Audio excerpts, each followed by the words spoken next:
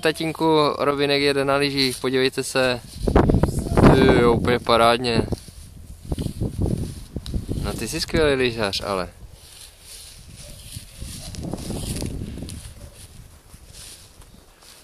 Jo.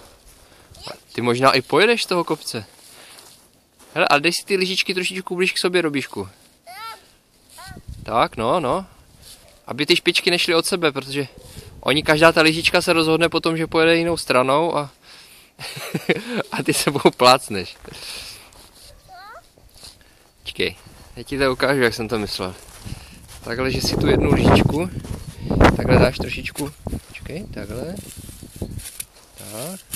Tak, aby ta špička nešla od sebe, tak, super. No.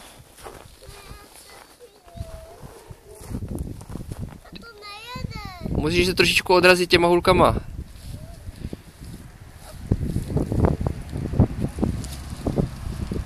No, pojď trošičku, poklouzej s těma nožičkama. Tak, no.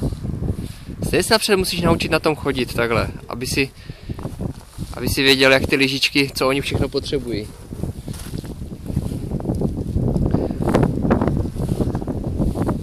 Tak, pojď tady obět kolem stromu.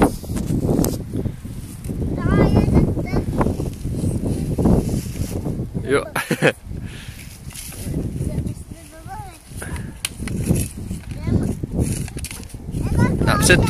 Napřed tu spodní lyžičku si vytáhni. Tak, tu spodní napřed. No, tak, super. No, ty jsi skvělý lyžař, Robinku. Pác. No, ale když se lyžuje, když se učíš lyžovat, tak je hodně placek vždycky napřed, tak to je v pohodě. To nevadí. Už chceš? Mám ti pomoct? Tak jo, tak počkej, já už to zastavím.